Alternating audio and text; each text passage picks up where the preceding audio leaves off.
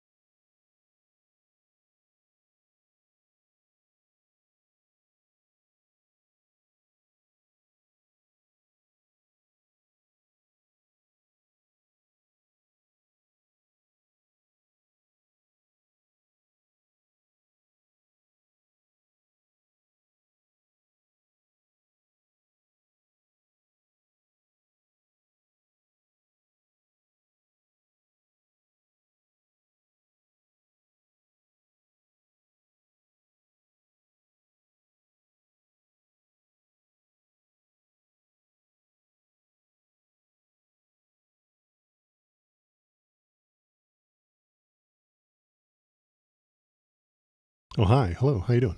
My name is Waldo, and I'm here to feel the politics with you. How's everybody doing tonight? I am doing great. Thank you.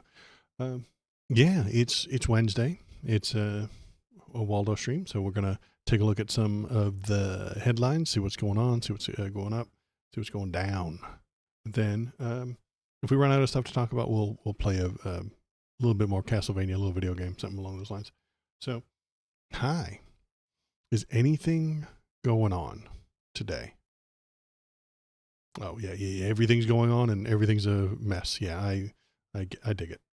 So let's jump right in with some headlines. As you can see by the stream title, we've got to talk about Signalgate 2. Oh my God, Signalgate 2. It was so good the first time. We had to do it again.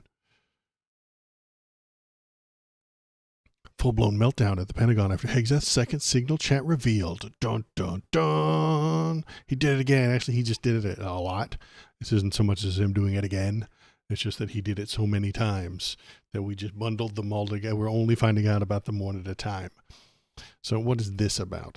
The existence of group chat, including Hegseth, his wife, and others, prompts calls for Defense Secretary to step down. It's like he's an incompetent moron. I know, right? You shouldn't hire people just because they kiss your ass and say nice things about you on the TV. You should probably hire people who are competent. We're going to get into that later when we find out that Donald Trump tried to get rid of the Civil Rights Act, so to make everything more meritocracy. Meritocracy is very important to these Republican types, but then they just go and hire morons who'd say nice things about them because they don't know what the word meritocracy means. And I'll rant about that tonight too. Pressure was mounting as the U.S. Defense Secretary Pete Hegseth on Monday following reports of a second signal chat room used to discuss sensitive military operations, while a former top Pentagon spokesperson slammed the U.S. top military official leader of the Department of Defense. John Uliat, who resigned last week after initially serving as a Pentagon spokesperson, said in an opinion essay published by Politico on Sunday that the Pentagon has been overwhelmed by staff drama and turnover in the initial months of the second Trump administration. Uliat called the situation a full-blown meltdown that could cost Hegseth, a 44-year-old former Fox News host and National Guard officer, his job as a defense secretary. Sorry, I should stop doing the voice. It's goofing me up. It's been a month of total chaos at the Pentagon, from leaks of sensitive operation plans and mass firings. The dysfunction is now a major distraction for the president. The dysfunction is a major distraction for the president? Are you kidding? This is exactly what he wanted. Who deserves better from his senior leadership? No, Uliat, my man. This is exactly what he wanted. He wanted a bunch of jackoffs in there, jacking off, screwing everything up, dicking it all to hell, so it would stop working, so that he could take charge and just rule by fiat through dictates, like a dictator. You know, he's gonna have to fire Pete Hegseth and then take control of it himself and just do it all himself. All military choices now go through him. They already kind of did. He's the commander in chief, but if it's a mess underneath him, he can just blame them and say he's the answer. Sort of like that stupid little thing I put on the, there's a little thing I put on the start screen. The stupid decision was hiring him. Then things go wrong, which they are. You can see that in the news. Then he tells his followers that everything's fine, and then he undoes his decision. If he follows that little circle, Pete Hegseth will be gone. And that's fine. Pete Hegseth's a moron. He's a drunk asshole and an idiot and doesn't know what he's doing. He's not qualified. He has not got the merit for the job. He got hired because of DEI. He is the right race. He looks the part. He looks good on TV. He says the right magical phrases. Not because of his qualifications. He didn't get hired because he's the best one for the job. He made them feel the best because that's the way they want to feel. Donald Trump pushed back. Donald Trump Jr. Oh, we're skipping that. We don't need to listen to him. The existence of a signal chat group created by Waltz, in which detailed the attack plans, were divulged by Hegseth and other Trump administration officials on private messaging app. Now, this is Signalgate 1 they're describing here. Were made public by the Atlantic magazine, Jeffrey Goldberg. This is Signalgate 1.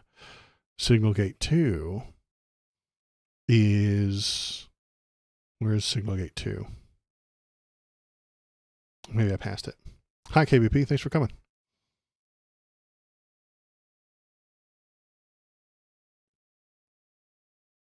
Okay. According to unnamed sources familiar with the chat who spoke to The Times, Hegseth sent the private group of his personal associates some of the same information, including the flight schedules for the FA-18 Hornets that would strike Houthi rebels against in Yemen, that he also shared with another signal group of top officials that was created by Mike Waltz, the National Security Advisor. So this is the same attack, but he shared it in two different places. First of all, with Tim Walz and Jeffrey Goldberg, the reporter.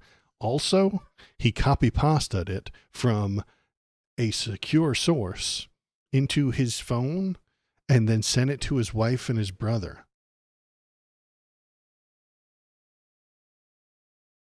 Did they need to know that? Did they have the need to know? It's a government term that they like to throw around. The only people that should be knowing things are the people with a need to know. Did Hegseth's wife and brother need to know about this attack that was coming up on the Houthis? I don't think they did.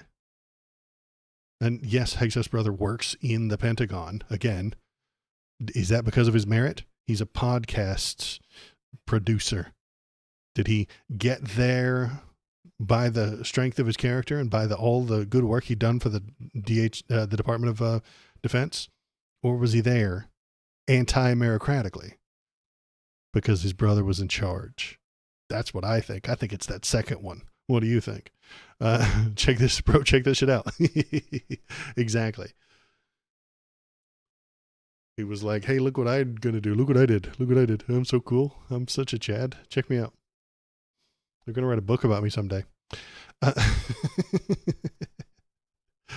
So, see, honey, I told you I'd be somebody. Yeah, he's showing off to his wife. He's showing off to her. He still has that. They've still got the spark, you know. I think that's a sign of a healthy relationship where he is still trying to be macho in front of her, you know.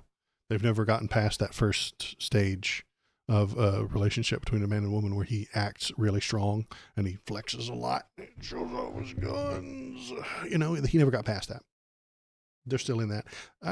Everybody else thinks that it's unhealthy, but I'm here for it. I'm all right for it. This is a very healthy relationship between two sociopathic monsters. This is the way they ought to be working together. So let's read the next one because there's more. Here he is complaining about how the press treats him.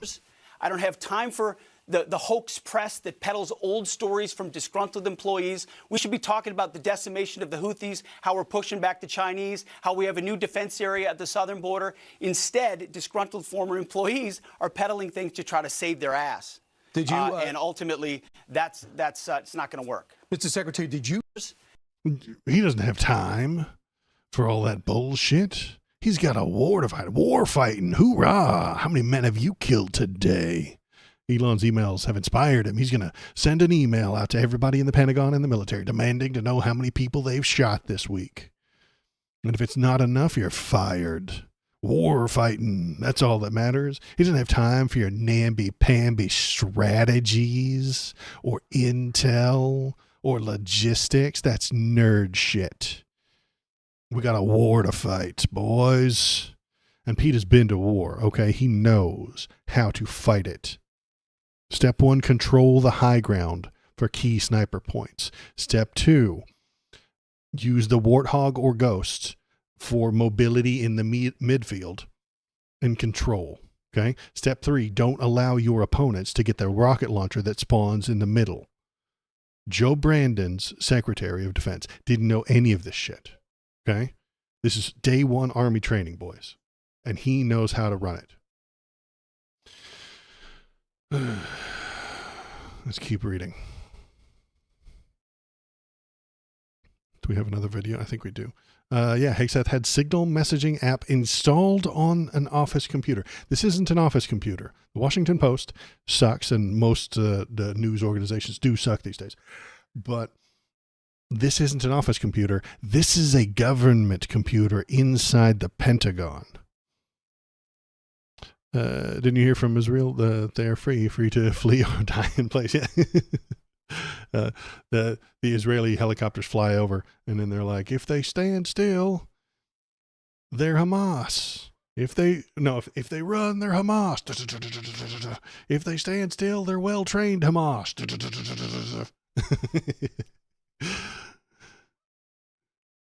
Okay, Pete Hegseth, here we go. Yeah, the move was intended to circumvent a lack of cell phone service in much of the Pentagon. Pete, do you think that might be on purpose?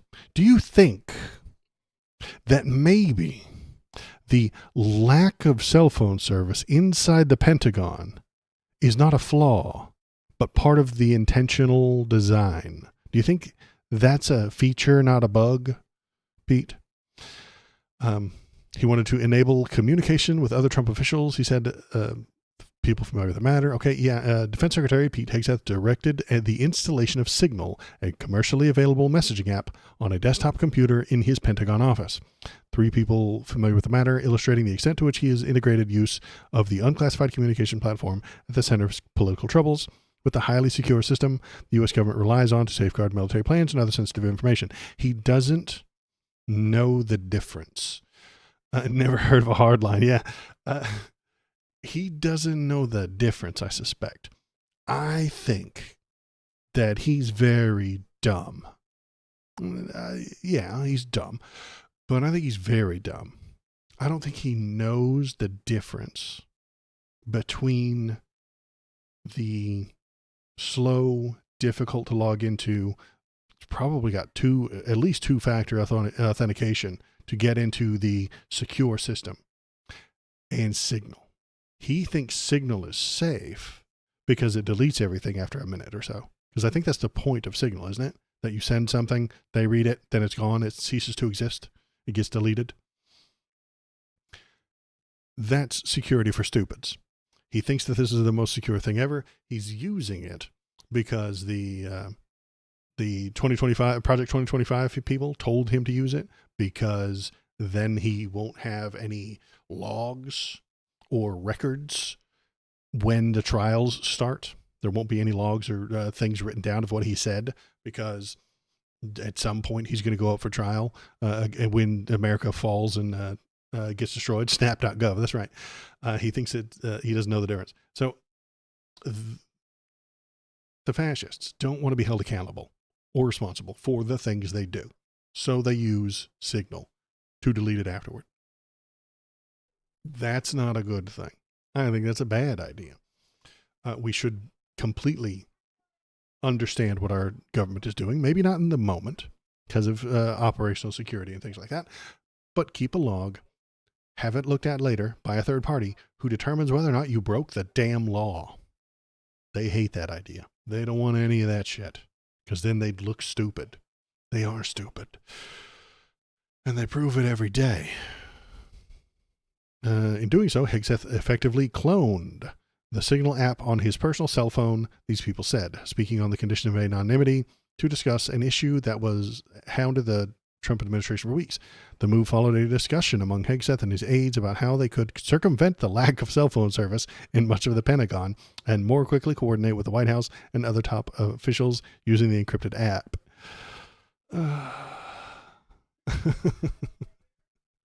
Yeah, you're right, KVP. There's so many records laws. That's nerd shit. They don't have time for records laws. You heard the man. He's busy at Blood Gulch, okay?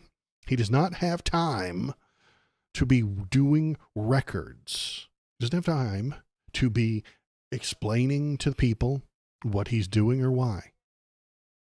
He's needed as a warfighter. Fighting wars. Don't slow down. Run at an angle. Signal strafe or side strafe, circle strafe. You know, that's the trick. Let's see. What else did he have to say? And get along to go along. And, start doing Meet the Press and go into the Council on Foreign Relations and spending time with all the new cocktail sipping crowd. That's not why I'm here. I'm here because President Trump asked me to bring warfighting back to the Pentagon every single day. Right. That is our focus. And get along. Bring warfighting back to the Pentagon. He's very mad. Wars should be our last option. Signal strafe. Circle strafe. Yeah. The words, they get all jumbled up in my stupid brain. Warfighting. That's what he cares about. Bring warfighting back to the Pentagon. Nah, man. Diplomacy.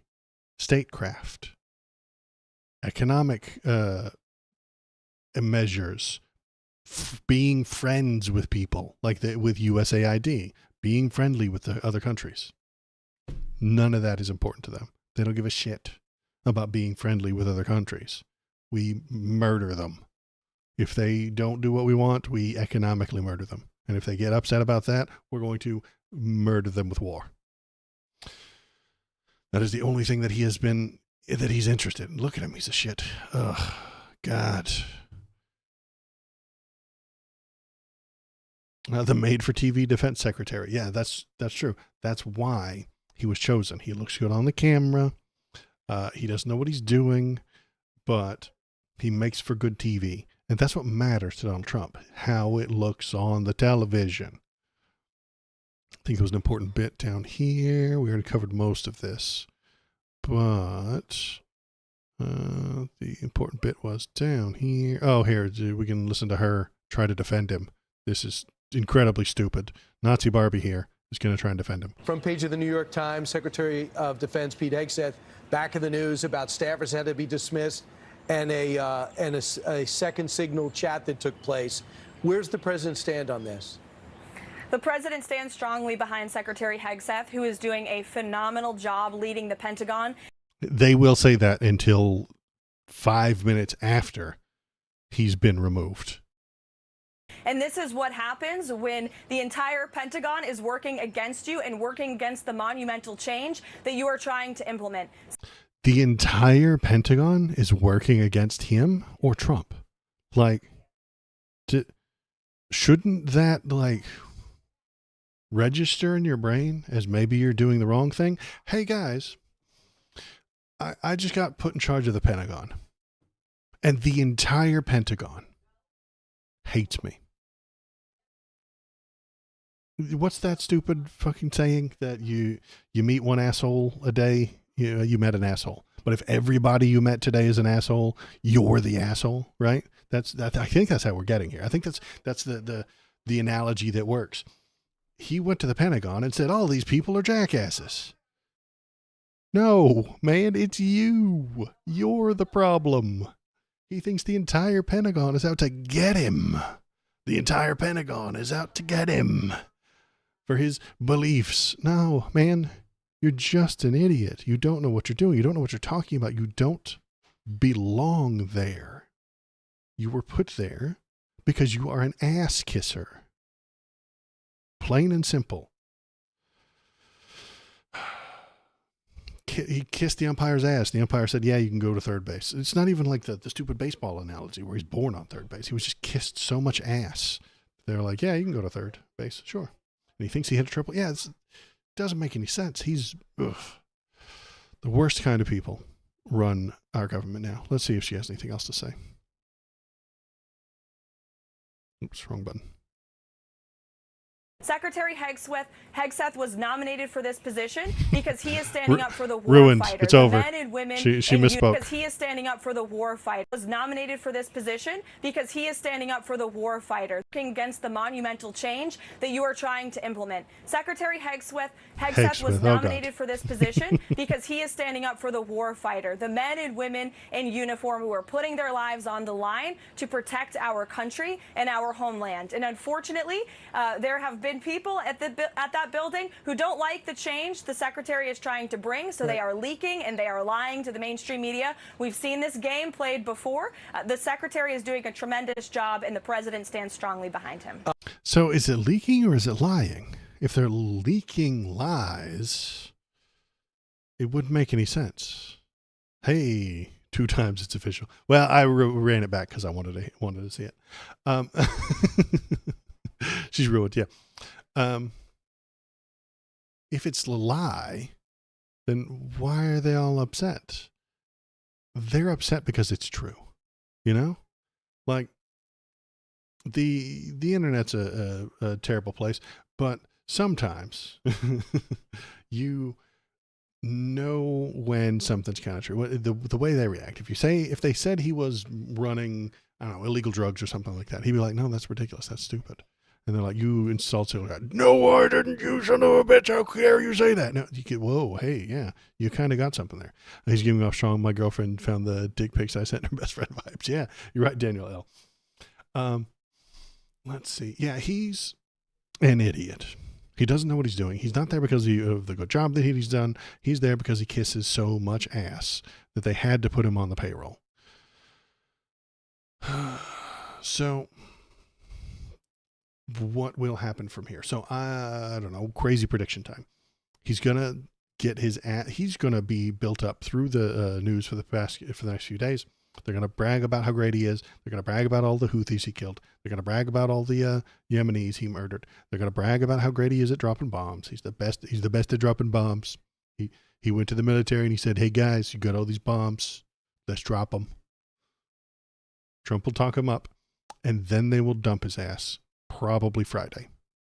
I'm thinking Friday. You do it on a Friday because it's easier to fire people on a Friday, you know, because it's the end of the week. You get the whole pay week knocked out, and then on your way out the door on Friday, they come over to you. The boss comes to you and is like, "So, can I talk to you for a minute? Did you get those TPS reports we've been talking about?" Okay, and then they lay you off Friday afternoon, and then if there is anything wrong, he will become the scapiest of scapegoats. All the scaping, all the goats for him. But I don't think that we'll get that far. I think they will just say, hey, he made a mistake. Let's go. well, we're going to get somebody else. He couldn't handle it. It's fine. Stop talking about it. No, it wasn't a security breach. No, it wasn't classified information, but it was literally how we were going to attack an enemy and when. But that's not classified because we don't want it to be. We feel like it isn't classified at this moment. It would have been if Hillary had done it. And yes, everything Hillary did was so much worse. It's not. This is 100 times worse than anything Hillary's ever done. Hillary was in the State Department, not the Defense Department, telling literally active troops what attacks were going to happen. Her shit was statecraft. Even if, worst case scenario, some Russians found that she had a server there and tapped into it and got some state information, that's just like diplomacy and talks and plans. That's not, here's the war that we're about to do. You know, everything he's done is worse. So much worse. But it's not a server, so they don't know what the word signal means. Maybe the conservatives, maybe, follow me here. The evil liberal mainstream media should call it a server. You know, it's signal chat, but he was using it. But say everybody he was using his phone as a server, you know, and then all of a sudden the conservatives would be like, "Wait a minute, he's got a server? Oh no, I heard about them servers. He's using his phone as a server. Oh my God, phones is servers now." Then they'll ban all cell phones. It might be good. They'd get off of Facebook. They wouldn't be on X anymore. Okay, new plan. You ready, guys? Turn conservatives off of phones. I think this would work. I think this could go a long way. I'm only having this thought now, but I am down. I am ready for it. Convince conservatives that phones is servers. And if phones is servers, they don't want to have one. They don't want to be like that evil Hillary monster and carrying a server around in their pocket all day long. You don't want to do that. That's a server. It's not true. It doesn't matter. But we'll make them feel like that. Okay. Let's see. What else is on in the news tonight? Where did my webcam screen go? There it is. There's Nazi Barbie again, telling you that you will pay your student loans. Let's take a look at this. In other news, the Trump administration has announced we will put an end to Joe Biden's illegal student loan bailout attempts. It's illegal for Joe Biden to tell you you don't have to pay the government. That's illegal. Okay. Donald Trump gets to tell Elon and all the bigwigs that they don't have to pay taxes. That's fine. You see, the difference is that the rich people who don't have to pay taxes anymore are rich and you're not. And you, with your student loan, you freaking weirdo who takes out a loan to go to college, you have to pay that back. You cannot get around that. That is mandatory and cannot be changed. No student loan has been referred to collection since March of 2020. Good. Fuck you. That comes to an end. On May 5th, the Department of Education will resume involuntary collections for borrowers with defaulted federal student loans. The student loan portfolio controlled by the federal government is nearly $1.6 trillion, but fewer than 4 out of 10 borrowers are in repayment. This is unsustainable, unfair, and a huge liability for American taxpayers. Debt cannot be wiped away. It just ends up getting transferred to others. Debt cannot be wiped away. I mean, tax debt can, according to her and her boss. They can just decide that rich people don't have to pay taxes anymore, and they do, often. So why should Americans who didn't go to college or went to college and responsibly paid back their loans pay for the student loans of other Americans? The Trump administration will never force taxpayers to pay student loan debts that don't belong to them. Student loan borrowers need clarity, and we're finally giving it to them. Borrowers will now be clearly expected to repay their loans, and those who default on their loan obligations will face involuntary collections. The government can and will collect defaulted federal student loan debt by withholding money from borrowers' tax refunds, federal pensions, and even their wages. America is $36 trillion in debt. We must get our fiscal house in order and restore common sense to our country. If you take out a loan, you have to pay it back. It's very simple. Not if it's a PPP loan. One of those loans that we gave out for COVID. If you're a rich person, you got a PPP loan, nah, you don't have to pay that debt back. We can forgive that. And then some of the loans that were given out for the 2008 bailout, if you're rich, you don't have to pay those back. But those poor people have to pay back their loans. That's rich coming from her boss. I know, right? He cheats people left and right. He never pays his shit. He never pays his loans. He never pays his workers. He is a gigantic cheat. Donald Trump is a cheater. That is what I personally dislike about him the most on a person-to-person level. His policies are all disgusting and fucking fascist. But if I were to hang out with him, if I were being friends with him, he would cheat. He would stiff me on the bill. He wouldn't pay his half. He cheats at golf. He cheats on his wife. He cheats on his taxes. He tells you untrue things. He cheats. He cheated at the elections. He still says every single day to somebody that 4 million people voted, 4 million illegal aliens voted for Hillary. Not true. But people keep telling him that it's true, and he keeps repeating it, and lots of stupid people keep believing it. He's a cheater. That's what irritates me on a personal level. So yeah, this is going to hurt poor people. Hey guys, they don't have that money. Rich people do have money. You see, maybe they're not paying it back because the fucking system is falling apart. I've never been to college, but I was told many times as a young person growing up, you have to go to college or you're going to end up pumping gas or a live streamer. They didn't say that. Live streaming didn't exist back then, but the point still stands. You were going to end up pumping gas. You're going to be a ditch digger if you don't go to college. All of the boomers and told me when I was young. Then college became really expensive. All the Gen X went, and then it got a lot worse. It got a lot more expensive for my generation and the people behind me. Far more expensive than it's ever been. Gigantic nightmare overinflation of college costs. People can't afford to go anymore, and they can't get a job because they didn't go, and they can't get any money to go because they don't have a job. The government has to step in there. Give the people loans. If they can pay it back, they do. If they can't, put together a team to look at the loans and determine who needs the help and who can pay you back. If you got a government loan and went to college and became a very expensive plastic surgeon and you're living in Beverly Hills with millions of dollars, you can pay your loan back. If you went to college, got a degree, I don't know, in something that doesn't happen anymore, what fucking string theory in physics? I think that got thrown out the window, right? We all gave up on that. So you can't get a job as a string theorist anymore. And now you work at Starbucks. You don't have to pay it back. That's fine. The debt doesn't exist, man.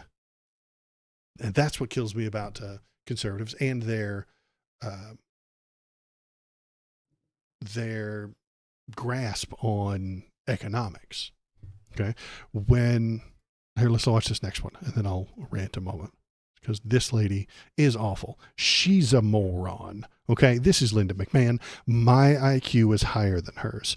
I can say that plainly, easily. I can say that. That is a flex that I have no doubt I can make. My IQ is higher than hers. Let's hear what she has to say. I know you like to get into the details, so let's talk about the plans, the structure, and the period of time to, one, get money back if you're a taxpayer in the sense of no more payoffs, buyouts, or whatever that the Biden administration left in place. You know what's funny? I paid my loans off. I pay my taxes, and I am happy to help Zoomers get an education. Absolutely, Nad Bash. I've never been to college, and I'm more than happy to pay my taxes to help the other people.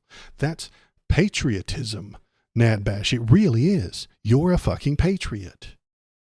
Good job. Not this fake conservative patriotism where you just wave a flag and hate immigrants. That's fake patriotism. Well, thank you, David, and you and Lisa both for having me on this afternoon. Well, the plan is very simple. We have announced that beginning May 5th, you must start to repay your loan. And this is not to in any way try to cause hardships. There are several different payment plans that you can access. If you go to studentaid.gov, there are several plans there that can help you. We also are keeping hours open longer at the service centers and also having them open on the weekend to answer any questions. And there will also be AI help with 1.6 trillion owed. Okay, we're like 30 trillion in the hole. Even if everybody did it immediately, we'd still be 30 trillion in government debt. Tax the rich. Tax the people with the money. Every rich person right now is pushing for AI. You know what happens when they get more AI? These 42 million people have fewer jobs. And when they can't get a job, how can they pay you back? They don't have anything. Let's keep listening to what she has to say. Aiden, who can answer many questions for you relative to your loan. So we're trying to, to make it easily accessible for responsible folks to pay back their loans, but they need to get on it because there isn't going to be any loan forgiveness program. As you know, the White House press secretary said this afternoon, there's no such thing as loan forgiveness. It just gets transferred to someone else. Is that true for tax debt as well? Also, she's drunk. That's fine. I mean, I appreciated a good drunk old lady, but this irritates me. They hate education. They really do. They hate anyone who would try to get an education. This is trying to harm the people who got an education. If Trump could cancel all colleges, he would. He would just shut all of them down.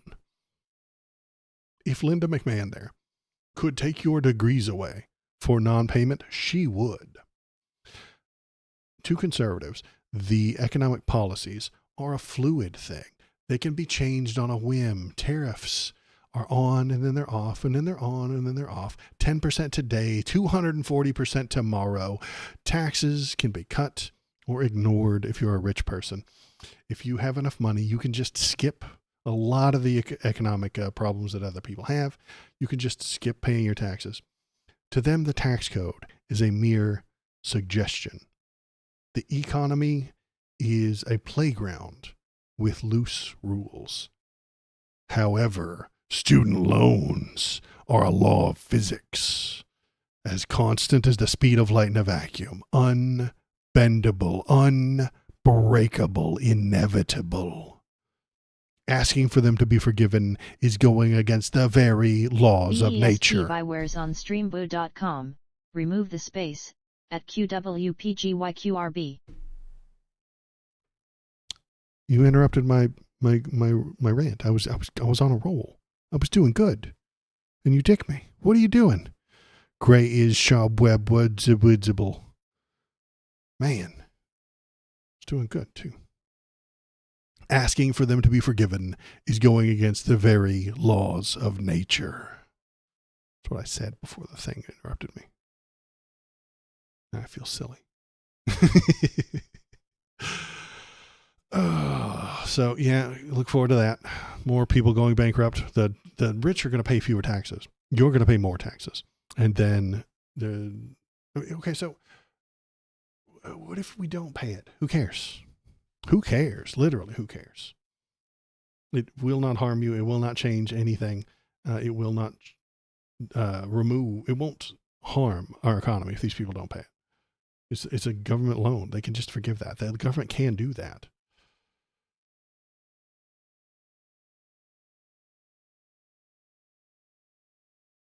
Banning that robot for interrupting me. It makes me feel better. Banning robots makes me feel good. You know? I feel powerful. When I ban robots, I feel powerful. It makes me feel good. I love doing it. So keep it up. Keep coming in. Oh, what else we got? We've got to talk about tonight.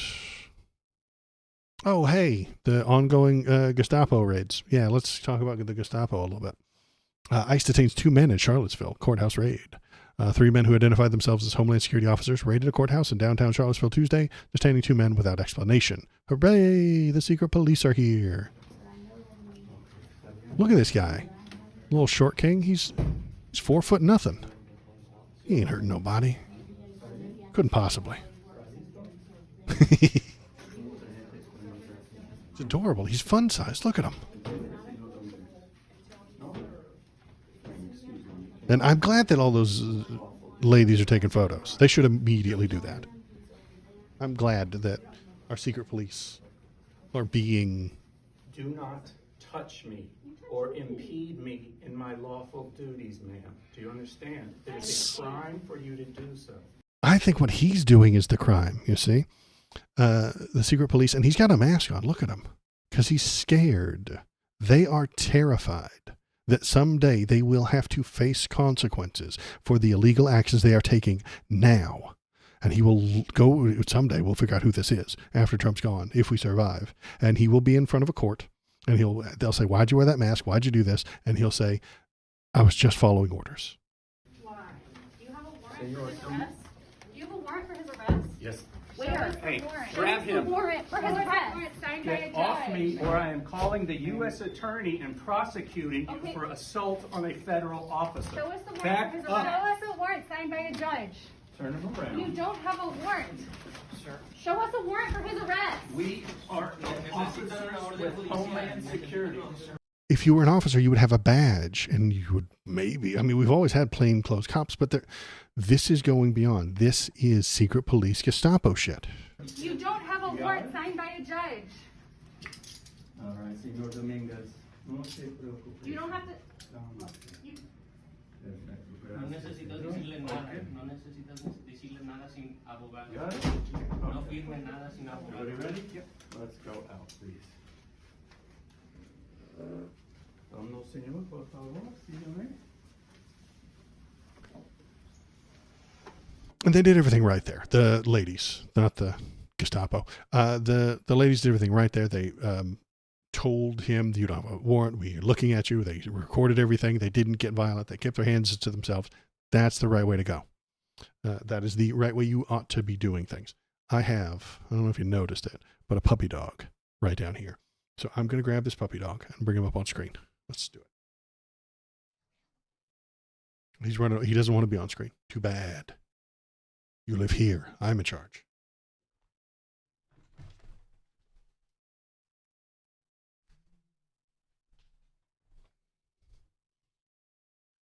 Pow.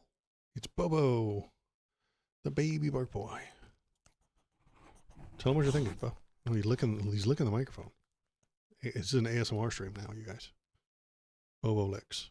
Right into your ear. You're welcome. No other stream's going to give you that. What's over there? There's nothing over there. What are you looking at? Nothing over there. Say hi to the people. Okay. Here. Let's throw your stinky dog toy.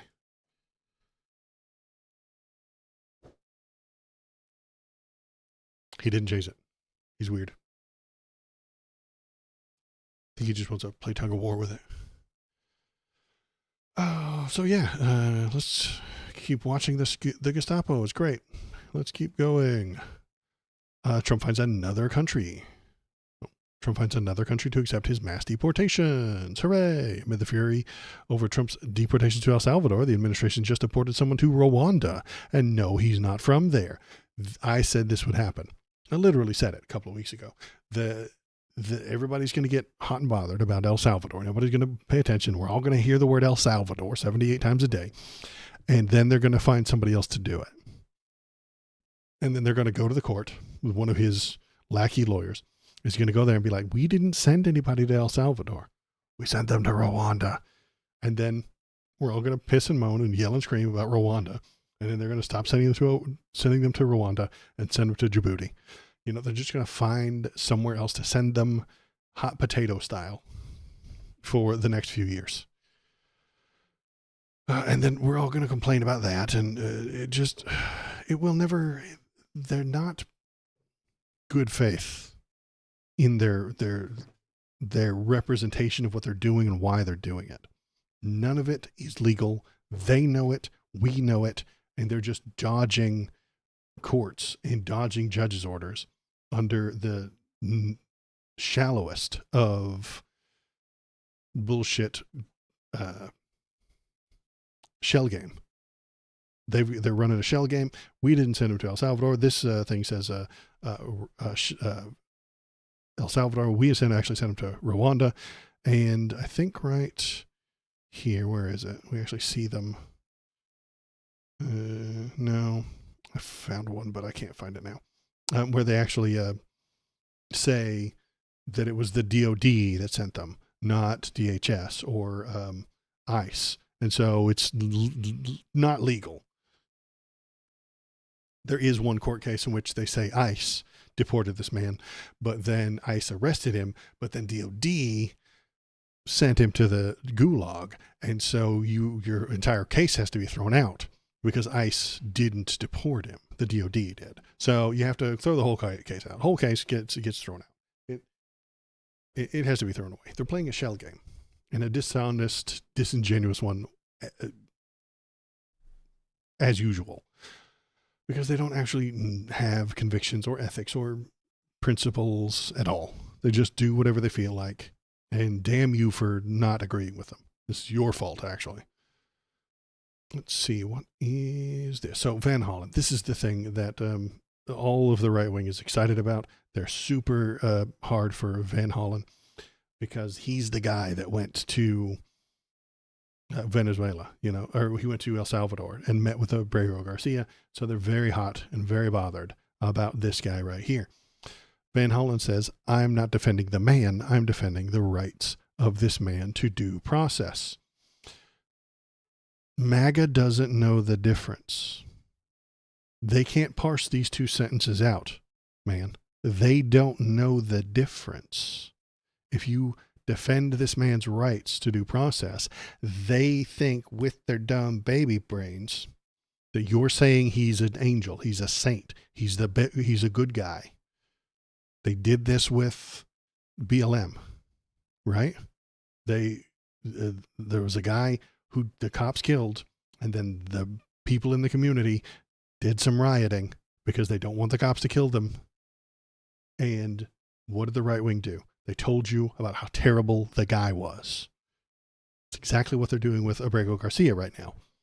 I'm telling you that the government shouldn't black bag people and send them to a gulag without a trial. And they're like, but Waldo, you idiot.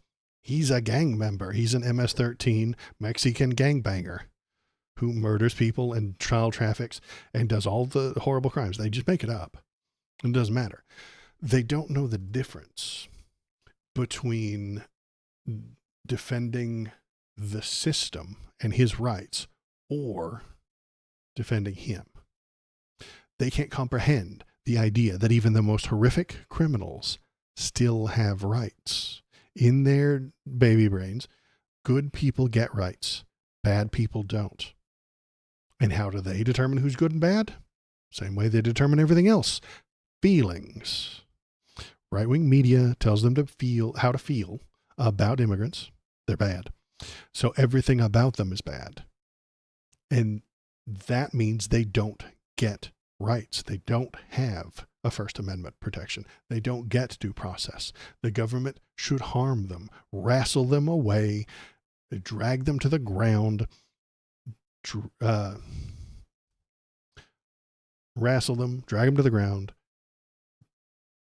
take them away, lock them up, because MAGA has been taught to feel that they're the bad guys. This is the problem we keep running into. They don't know what due process is. They don't know what the words mean. They don't know what innocent until proven guilty means. They've heard the words. They've heard the phrase, and they can repeat it back to you. But they don't know what it means. They don't have any idea what those words mean. They spout thoughtless, formulaic word groupings given to them by right-wing media. You've heard a bunch of them. Drill, baby, drill. Make America great again. Build the wall. Jan 6th was a peaceful protest. Antifa did Jan 6th.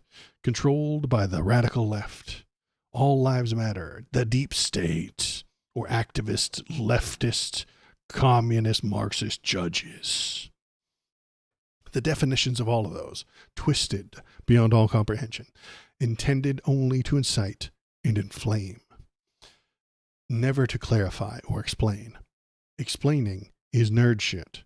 Thinking is nerd shit. Contemplating what due process entails is nerd shit. And they need a cliche to shut that down. Do not have that thought.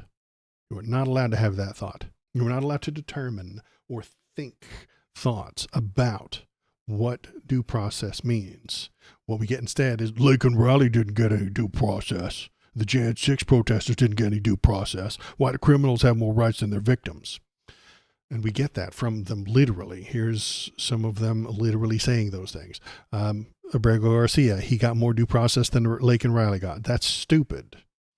This man is important. This is Tom Homan. He's a moron, and he holds thousands of lives in his hands, and he's an idiot.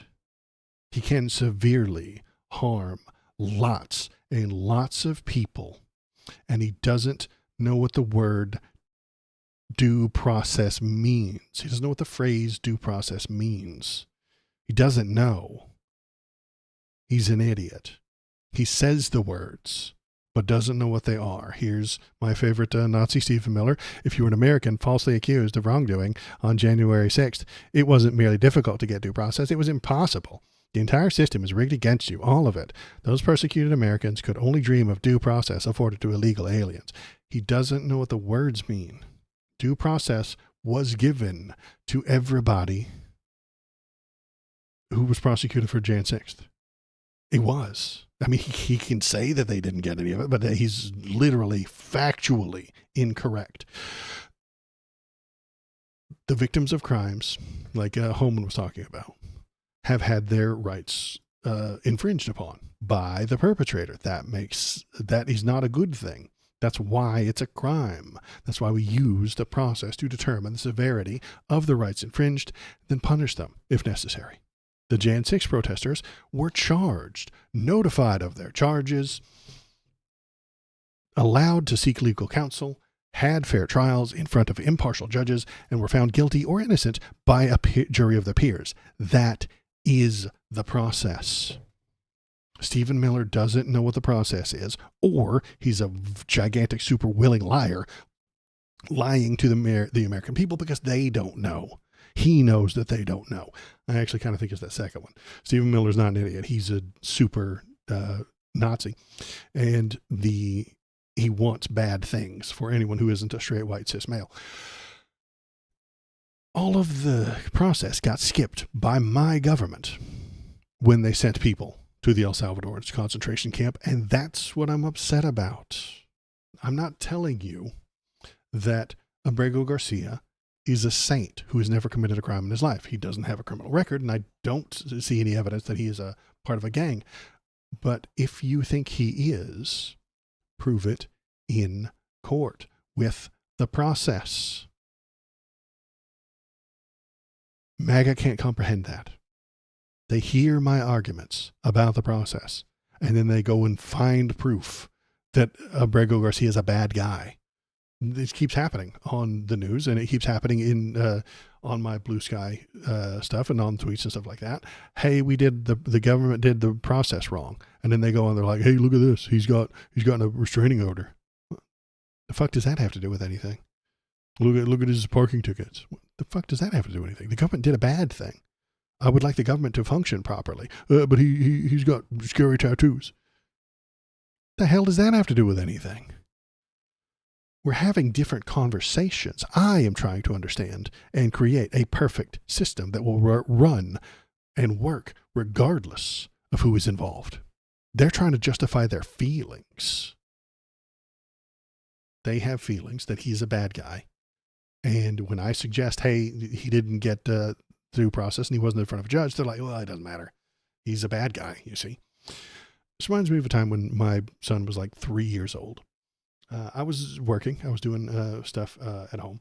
And he asked me to play. He was like, hey, play with the cars. Let's do the thing. And I was like, I can't right now. I'm busy. And he got a mean look on his face. And he said, no, I'm busy. That doesn't make any sense. It doesn't make any grammatical sense. He used the words wrong because he was a child and didn't know the definition. He simply attached a feeling to a word, busy. And that's what the MAGA faithful do. Their childish minds attach feelings to words rather than definitions to words. Constitution, good. Rights, good. Due process, good. Aliens, bad. Immigrants, bad. Criminals, bad. And because you're bad, you don't get the benefits of the good. My light literally went out as I was speaking the last line of my rant. Makes me upset. Now I have to film that again or it'll look crazy.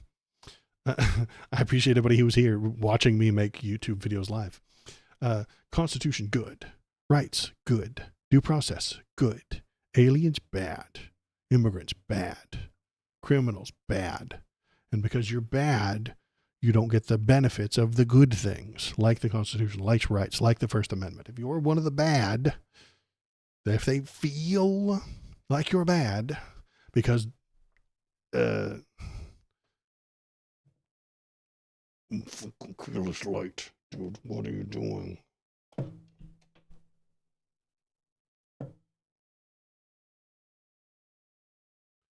If Fox News convinces them that you're bad, you don't get First Amendment rights anymore.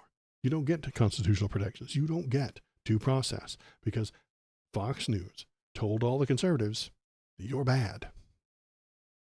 And they don't attach definitions to words, but feelings. Okay. That was all of that. Do we have anything else on the news tonight? Let's see. Oh, yeah, there's lots of stuff. The country's going to hell in a handbasket. Abrego Garcia's wife forced to go into hiding thanks to DHS slip-up. Great, thanks, guys. Abrego Garcia's wife says she fears for her safety since the Trump administration deported him to a prison in El Salvador, and then they accidentally doxed her. His wife forced to move into a safe house with her children after the government posted their home address to social media. Come on, guys. You can do better. The hell? Only one of the most famous people in the world right now, and you're accidentally doxing her. Ugh. So what else we got? At least she's in a safe house, but then the government's going to pay for that. RFK Jr. shocked at tsunami of anger over autism comments. So the health secretary called autism a preventable disease and claimed that people with the disorder will never go out on dates, pay taxes, or write poems. So I wanted to look at, you probably saw this, but I think I know how this happened. This happened because RFK Jr. was spending time with Elon. Elon, the massive autist. Everybody knows it. Gigantic, super autism. Like more than anybody else. I don't know how many people in chat have autism, but Elon's got it worse than you. Okay. And RFK Jr. was just noticing all the things about Elon. And here's what RFK Jr. said. These kids who will never pay taxes. Elon doesn't pay taxes. It's true. I mean, he should, but he doesn't. They'll never hold a job. Elon lies about most of his job, most of his bona fides, most of his accomplishments are actually somebody else's accomplishments. He was just standing next to the guy who invented PayPal. And then he took that money and hired a bunch of engineers and then stood next to them as they made electrical cars. And then he used that money to hire a bunch of astrophysicists and then stood next to them as they created rockets. So he's never held a job. They'll never play baseball. Does anybody think that Elon can play baseball? I don't think he can. They'll never write a poem. also correct. Elon could not write a poem. They'll never go out on a date. He has many children, but it's not a romantic relationship. He employs the women and then uses artificial insemination to control the genes of the children the dozen children that he does have. So he's not been on a date. Many of them will never use a toilet unassisted.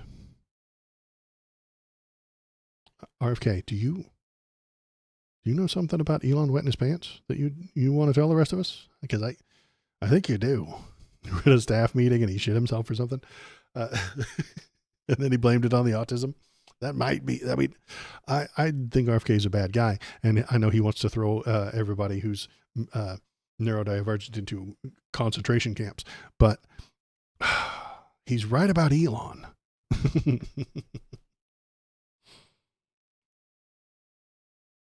Okay, what else we got? Oh, yeah, the other horrible thing that he's doing.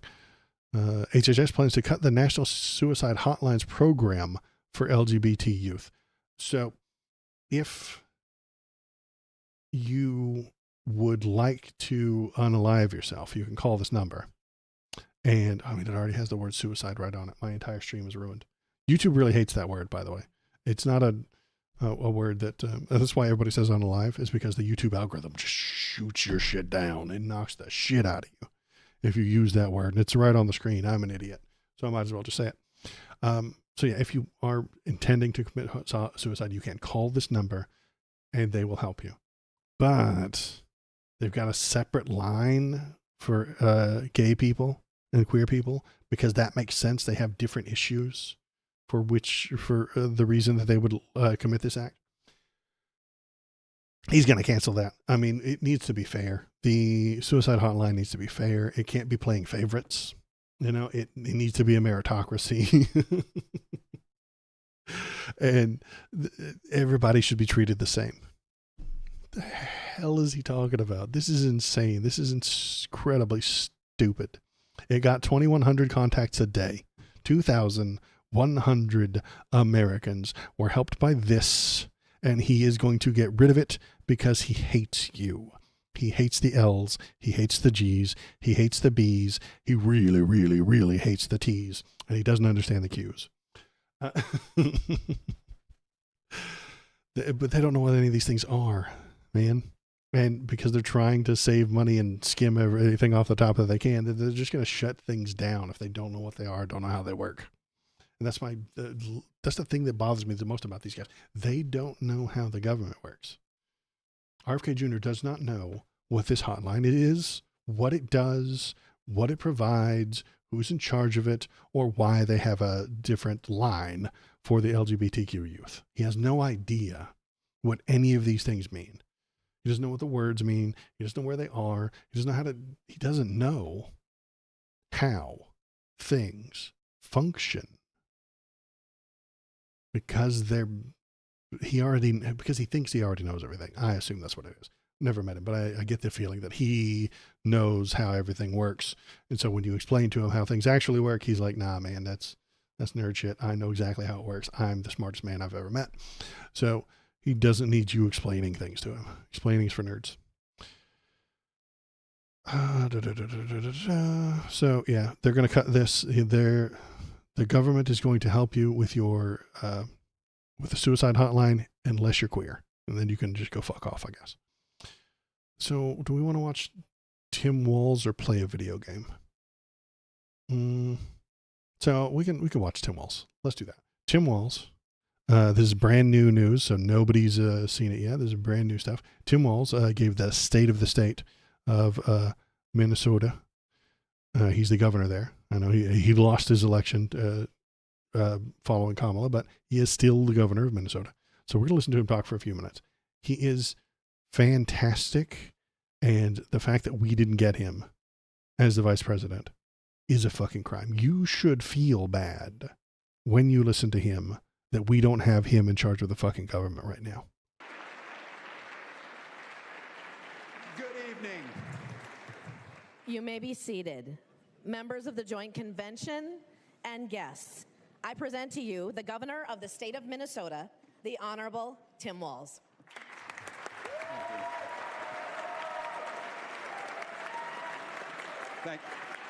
Thank you all.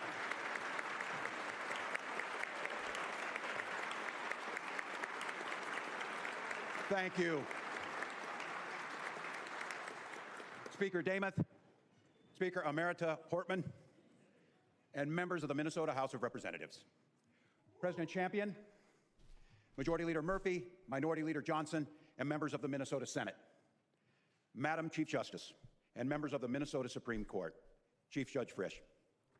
My fellow constitutional officers, members of my staff, cabinet, and administration, and our incredible state workforce, distinguished tribal leaders, members of the Minnesota National Fucking woke. Tribal leaders.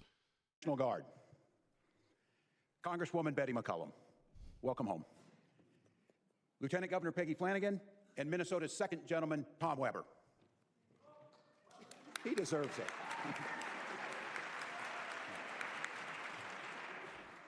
Minnesota's First Lady, Gwen Walz.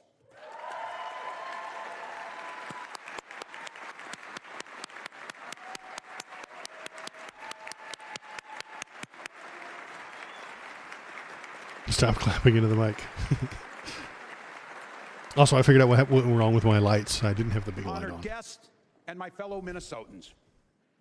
Over the last 6 years, Minnesotans have been writing a story about what it means to govern like good neighbors, with decency, with common sense, but also with courage and ambition, and above all, an abiding commitment to making life a little bit better for the people we serve.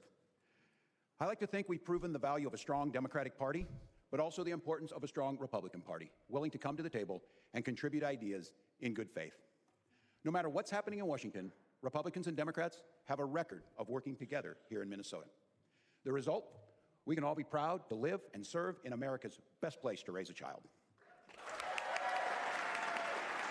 Wouldn't he be so much better than J.D. Vance, the couch fucker, the Pope killer?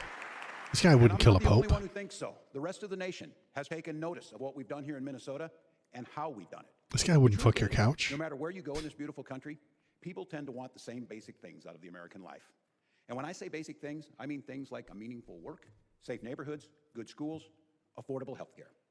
But I also mean something more, something that's a little bit harder to define or to quantify. People want security. They want to feel like their life is built on a solid foundation that won't fall away if something goes wrong. People want opportunity. They want to feel like they can get ahead instead of just trying to settle for getting by. And they want their kids to have chances that they never had. And maybe most of all, people want freedom to live their own lives the way they want to live them, even if it's not the way their neighbors would want to live their lives.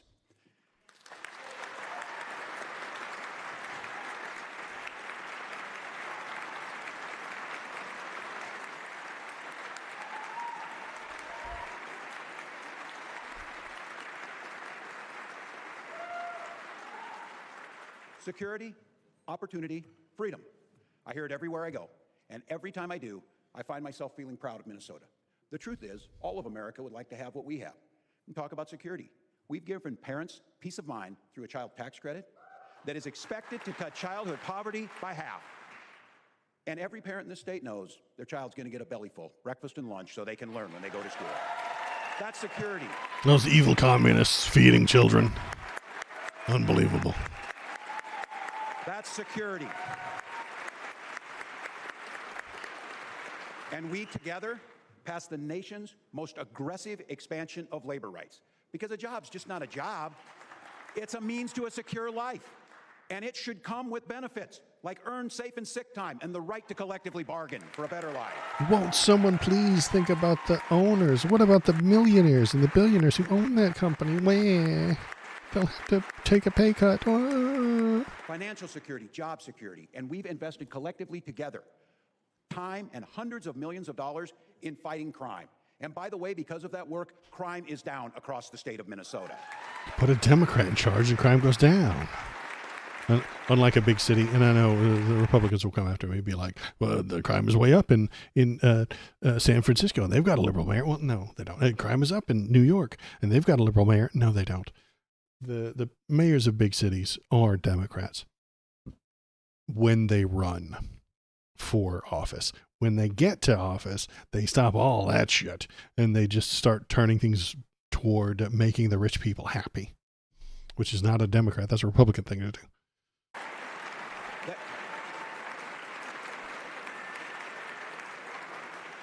I'm trying. That is something to celebrate. That is something to celebrate.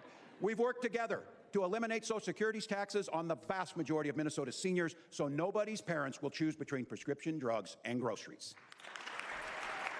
He said the word that Trump invented, groceries.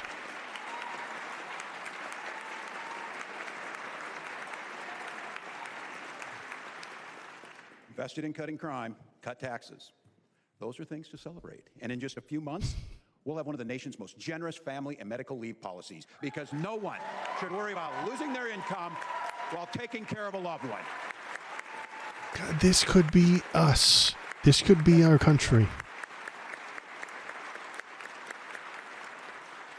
And when it comes to opportunity, we've passed unprecedented funding for public education, and we work in a bipartisan manner to make sure our kids actually get the benefits from that funding by enhancing our literacy programs together. Helping children read. We could be better, but we won't be. We've invested in bringing competitive, high-paying jobs to our state and growing our economy with an eye towards the green energy and innovation jobs that will shape the future. We're not just one of the best states in which to start a business, we're proving to be one of America's most popular states to grow a business. Just look at Philips, Solventum, Sofidel, and the Mayo Clinic, investing billions to create thousands of new jobs right here in Minnesota. It's almost like he knows what he's doing.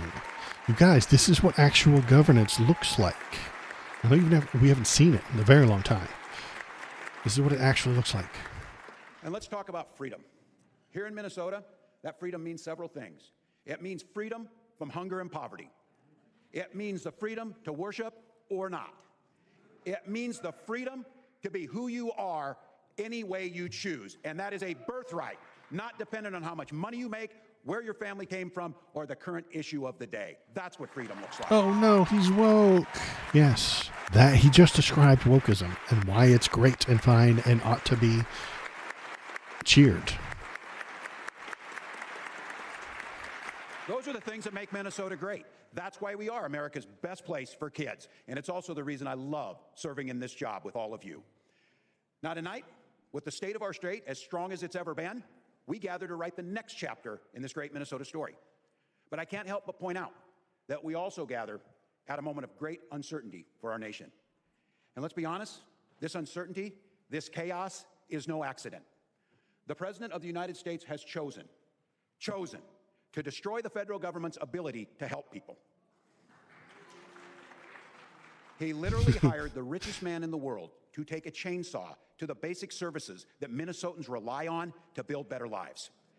His plan leaves nobody there working to prevent the next pandemic, nobody to pick up the phone at the Social Security office, nobody making sure kids with special needs get the quality education they deserve. Just a few months ago, Minnesotans who got ripped off by a bank, a credit card company, a healthcare company, could go to some place in the federal government and seek help and relief. But now the government switched sides. Under this administration, the federal government exists to help the corporations as they screw the American people over. Next up, Medicaid. And everybody in this room and across Minnesota, let's be very clear what it means. 40% of children and more than 1 million of our neighbors in the state of Minnesota rely on Medicaid for their health care. This administration wants to take that health care away. Meanwhile, rural hospitals will be forced to close. All the rest of us, our costs will go up, and state budget will be torn to pieces. The President has also chosen, and I stress this, chosen to tear up the values that once made America the shining light of the world.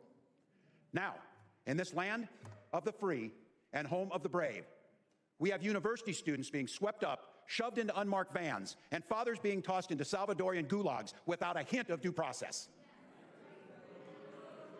So I want to be real clear about this. If you say you love freedom, but you don't believe freedom is for everybody, then the thing you love isn't freedom, it's privilege. Oh my God, he's woke. He said privilege.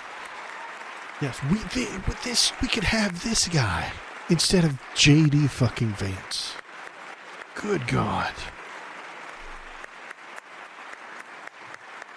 Wouldn't that be better?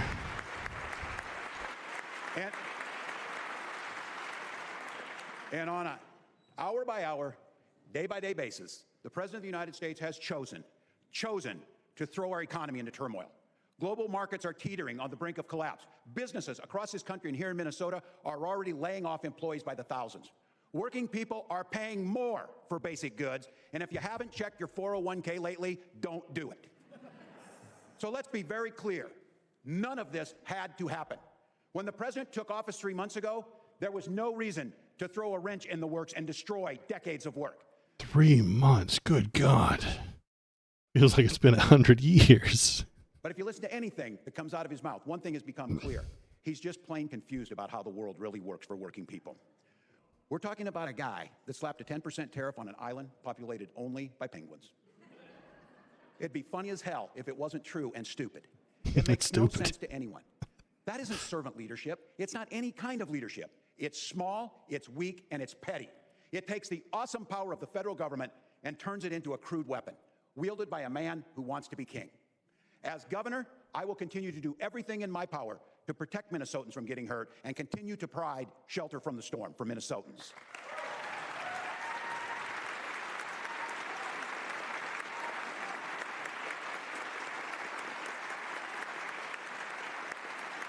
But I want to be clear. I want to be clear. It is not enough to complain about the damage of the administration is causing. It's not even enough to try and clean up as much of this mess as we can. We need to prove to the people of Minnesota and to the American people there is a better way to govern.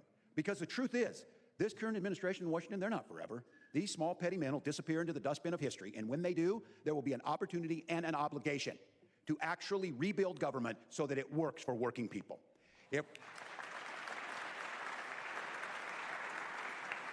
If we're all going to seize the opportunity, we have to be ready to show that we can be trusted with that obligation.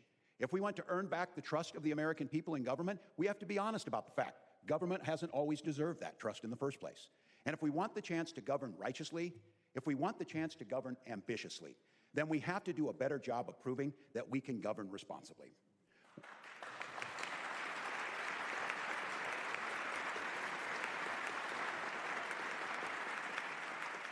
Which brings me to this year's budget.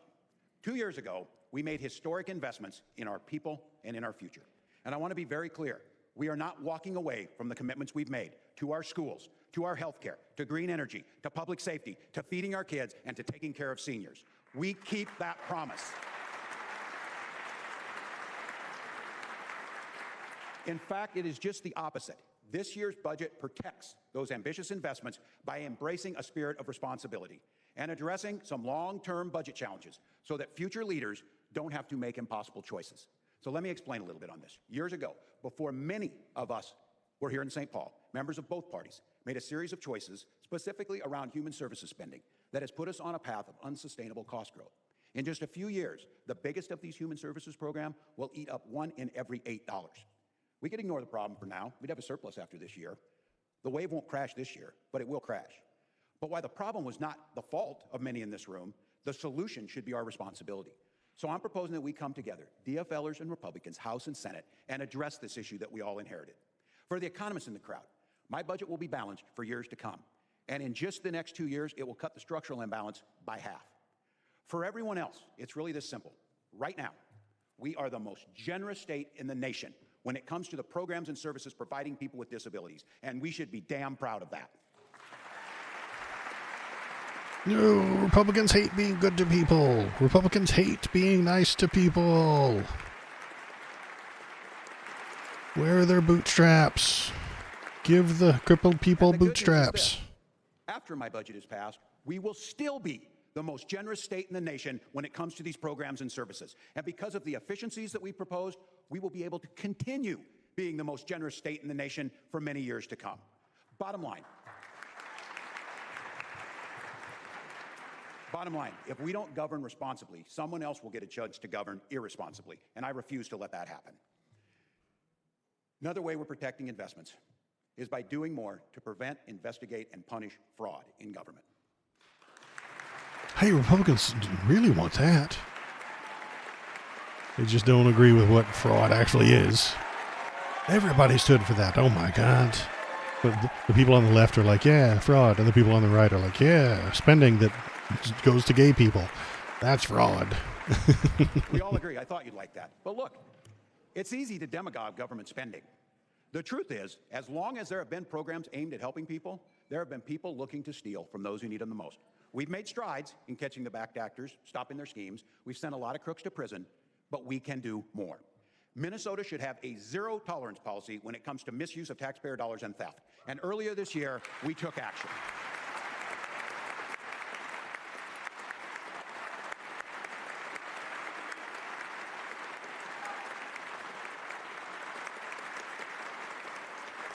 I know it's being worked on in this chamber, and earlier this year, I issued an executive order to strengthen our state's capacity to investigate fraud by establishing a centralized fraud and financial crimes unit at the Bureau of Criminal Apprehension. I have a proposal before this chamber to use artificial intelligence to sniff out and catch the bad actors. Republicans love Put AI. their hands on the money, and a proposal to increase criminal penalties for theft of public funds by 20%. Bottom line, I believe that when criminals try to steal public funding, you don't cut the funding, you stop the criminals, and that's exactly what we do. I'm telling you, man, the Republicans would eat this shit up. The normies in the middle would be all about this fucking guy. He needs to run for president next time. We're also working to improve the efficiency and customer service across state agencies. It's not enough to just spend taxpayer money responsibly. You should also be spending it effectively. We've already made some strides in that. I look at just a little thing. A couple weeks ago, shopping at Cub, I can stop at a kiosk after the checkout, and in 3 minutes, I can renew the tabs for my car right at that spot. You don't have to go to the DMV. It saves us money. It's more efficient for you, and it's government meeting people where they're at. People deserve more bang for their buck, and that's exactly what this budget will deliver. Look, we're not the only ones that are undergoing scrutiny and looking at our budgets. Families across this state are sitting down at their kitchen tables trying to figure out how they're going to afford the president's tariff tax. And I can't stop those pointless policies coming from Washington. They're making everything more expensive. But we can do a few things here to make those difficult conversations around that table just a little bit easier. This year, I'm proposing an unprecedented tax cut for working people, a reduction in the statewide sales tax. We've never done this in our state's history, but I will tell you, it feels like there might not be a better time to do this. And make no mistake about it. Unlike the president's tax cuts for the very wealthy, our tax cuts are fully paid for. We're doing it by closing loopholes that the wealthy use to avoid paying the taxes in the first place.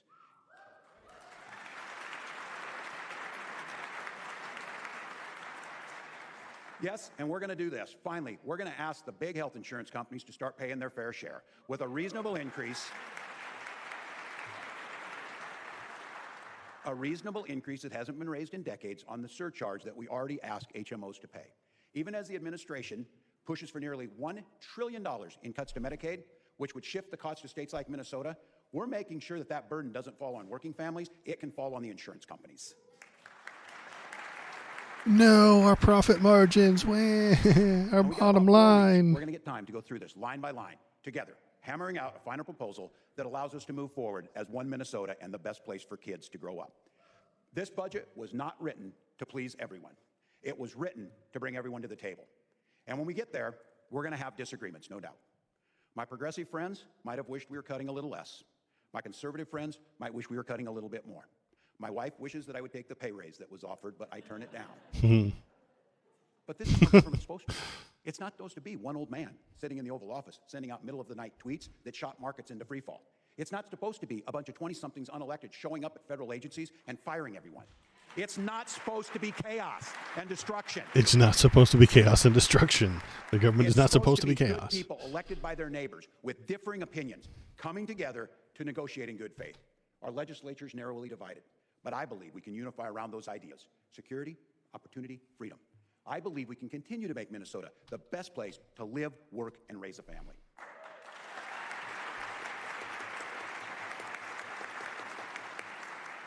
And I think we got a chance. I think we got a chance, and I believe we can show people, folks across the nation who are watching, that we can still work together to improve lives. Let's show the world what servant leadership really looks like. Thank you, and God bless each and every one of you, and God bless the great state of Minnesota. Let's get to work. There we go. See, that guy was great. We could have had him. We could have had him instead of J.D. Vance, the couch fucking Pope killer. You know? Would have been much better. That guy is so much better than J.D. Vance. It's not even funny. I hope he runs in the future. I really do. Matt, the guy, thanks for coming. I'm a leftist for sure. I'm further left than the Democrats and further left than Joe Biden. Joe Biden wasn't far enough left for me. Cool, same actually. I saw what RFK said about the autism and offended since I have autism and ADHD. I'm just as important as everybody else. Yeah, I agree with you. I think RFK Jr. I think he was just projecting. I talked about it a few minutes ago, but I think he was just projecting about talking to Elon. I think most of the things he was talking about, they'll never pay taxes. That's from because of Elon doesn't pay taxes. They'll never use the bathroom unaided. That's because he saw Elon shit his pants. They'll never play baseball or go on a date. Elon can't do either of those things. I think that maybe RFK Jr. was just projecting his meetings with Elon towards all autistic people, and that's not good. You shouldn't project. You shouldn't use one person and their failings like Elon to paint an entire wide swath of group of people. That's bad. That's dumb. And I mean, I hope he doesn't stick you in a camp, but he wants to. He wants to put anybody with autism into like a work camp because he thinks that you can just shovel coal and carry rocks and dig dirt until your autism's cured, and farm some hay, feed the goats. He thinks that's going to cure it. I don't think it does. That doesn't sound like a good idea to me, but that's his plan. He's pretty awful. So yeah, that is what's going on. So it's, what time is it? It's 8:30. Let's look at the other thing that we are going to look at tonight. Let's do. So yeah, Trump's getting rid of the Civil Rights Act. I don't think it's a good idea, but it's that's what he's going to do. That's what they promised to do with Project 2025 anyway, right? Here we go. Restoring the equality of opportunity and meritocracy. Now, since he is a fascist, the things he says don't mean the things that they might mean if you or I were to say it. A bedrock principle of the United States is that all citizens are treated equally under the law. I mean, except for him, he's immune to the law. But we'll ignore that for now. The principle guarantees equality of opportunity and not equality of outcomes. This is some Jordan Peterson bullshit. How's the Jordan Peterson voice go? The equality of opportunity, not the equality of outcomes. Jordan Peterson says this because it makes him sound smart. He's not smart. He's a moron. And his brain got turned into soup when he intentionally put himself in a coma because he was too weak to wean himself off of drugs slowly. He thinks that the left wants equal outcomes for everybody. This is what he thinks Marxism is. Everybody has one shirt. Everybody has one pants. Everybody has one shoes. Everybody has one TV. Everybody gets $98 in their bank account the exact same time forever. That's what communists want. That's stupid. He doesn't understand what leftists want or what communism is. So he wants equality of opportunity, which they don't even believe in, man. The right does not do equality of opportunity. They will shut your shit down if you look different or act differently. So it continues. It promises that people are treated as individuals, not as components of a particular race or group. It encourages meritocracy and a colorblind society, not race or sex-based favoritism. Nobody's ever done that, Donnie. Nobody's ever done that. Adherence to this principle is essential in creating opportunity, encouraging achievement, and sustaining the American dream. He doesn't know what any of those words mean. I don't think he wrote any of this. I think the fact that it has equality of opportunity, not equal outcomes, I think because it has this phrase, he definitely didn't write it. He has no idea what it is. He doesn't know what any of this is, but he signed it thinking that it was anti-DEI because he's a moron. He doesn't know what the words mean. He doesn't know any of the things that are going on around him. And the people are just putting things in front of him for him to sign, saying, hey, look, this is anti-woke. This is anti-DEI. Sign it. And he signs it. But he doesn't know what it means. So they're going to try and get rid of the Civil Rights Act. They're going to try and get rid of what else we got? The other one that came out today. The College Accreditation Board. So colleges have to be accredited by these accreditation boards that determine whether you are or not a real college. I could start the Waldo Academy right here, and everybody in chat is already a member of the Waldo Academy. And I could hand out degrees and diplomas and shit like that, but they wouldn't be accredited because I'm a charlatan who isn't teaching anybody anything. You see, you have to go through the accreditation process, and this is a very strict, intelligent process. Is it procedural? Yes. Is it paperwork? Yes. Is it complicated? Yes. But that doesn't mean it's bad or wrong.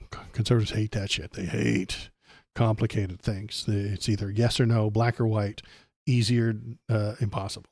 You know, they hate nuance. They hate things that take 17 steps. Either it's true or it's not true. Why do you need 17 steps to prove it? They hate that shit.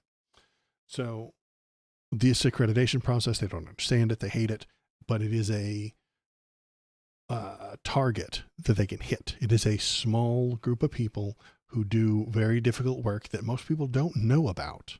Most people don't ever think about the accreditation that a college has to go through to become an accredited academy. The group of people are very small. They're not important. They're not well known. If they are harmed by the government changing the rules and the laws through maybe an executive order that has a bunch of words that most people don't recognize, these accreditation companies and places will be harmed, shut down, stop functioning. And if they stop functioning, the colleges either have to do what the president tells them, or they just go rogue and don't get their accreditation done. At which point, the places that are typically Republican conservative colleges, the Hillsdales, the Bible colleges, the religious schools, get to break the rules and say they're accredited. The bullshit academies will pop up if it goes a certain way. If this goes the way of killing the accreditors, bullshit colleges will pop up. They will be brand new.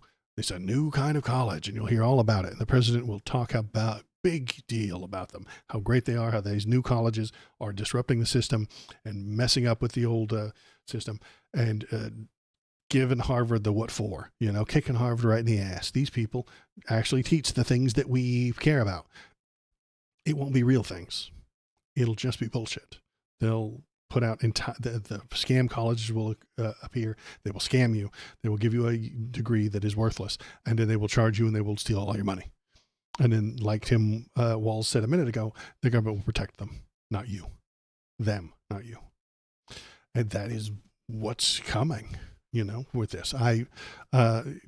If the accreditors play ball with Donald Trump because they're afraid to die, they will be doing what he says. They will concede. They will make concessions to Donald Trump. They will give Donald Trump what he wants, and they will stop giving accreditations to schools that Donald Trump tells them to stop giving accreditations to. He is taking over the university, college, degree space, and you will only get them from places that he gives the thumbs up. If he does not give the accreditation board the thumbs up to let Harvard have degrees, you won't be able to get a degree from there. Or if you do, it won't be recognized somehow. Doesn't make any sense. And I don't think anybody would, if they cut Harvard off, it's not like you say, okay, I graduated from Harvard next year. And then some employer is going to be like, yeah, but Harvard got their degrees cut off. You didn't go to college at all. And it's not going to happen. But he wants it to happen. He wants anybody with a higher education who disagrees with him to fuck off and die. That's what he wants. If you got a higher education, first of all, you're the enemy of the conservatism. Conservatives don't like education. They hate that shit. Even, I think it was a long time ago that, who's that one commenter that I hate with the face? I don't remember. But he was talking about the purpose of education is to teach children gratitude for America. And I'm like, dude, no. Charlie Kirk. that was his name, Charlie Kirk, went on a podcast. I think it was Tim Pool's podcast. And he talked about how the purpose of the education is to teach children to be gracious and gratitude for the country. And I was like, good God, you don't know what you're talking about at all. You just want to make sycophants. You want to make zealots, not teach people how to do stuff, not education. He wants zealotry to be forced and beaten into children. And that doesn't work very well. I mean, it makes for a stupid populace. It makes for a two-tiered system. Are you a zealot or are you a zealot driver? And I think that's the system that they would like to go to. A tiered system with zealots on the bottom, zealot middle managers, zealot managers, zealot, speakers, people on news, people on Fox News, people on TikTok, people like Ben Shapiro, like Charlie Kirk, who tell the zealot managers what to do and how the zealot proles should behave. And then Donald Trump on top of that as king. So that's the plan that they've got. This the structure that they would like to build. That is what I'm going to keep my eyes on. I'm going to keep my eyes on this and this other one to see, because these only came out a few minutes ago. Yeah, April 23rd. This was today. So we're destroying the Civil Rights Act and the college accreditations. I'm going to keep my eyes on that, see if anything comes of it. I'm going to read through them. I haven't read through them. They're very long.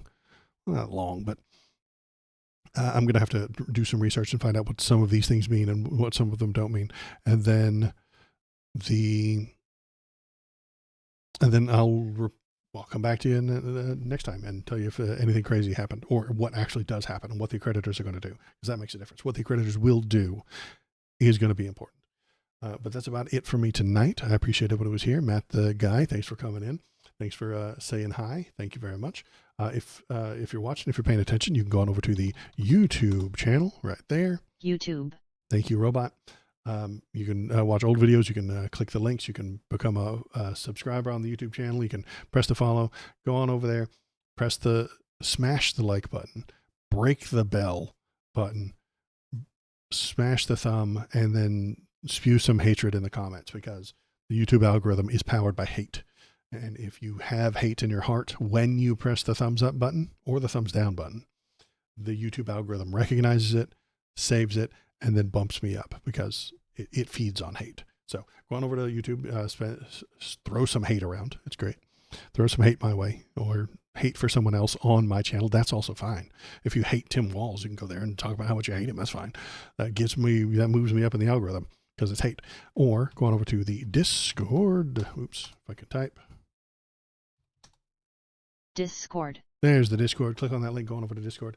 Tell us what you're thinking. Tell us what you're feeling.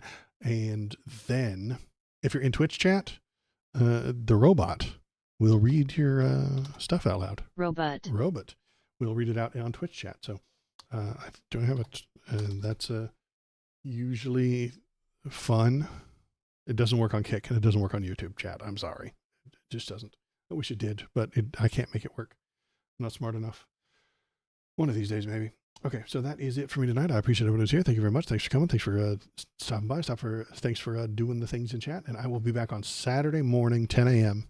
for the regular stream time, Saturday morning, 10 a.m. If you've got anything to talk about, toss it into the Discord. I'll bring up your links, and we'll put it up on screen, and we'll feel it all out together. And that is it for me. Thank you very much. Have a good night. Goodbye.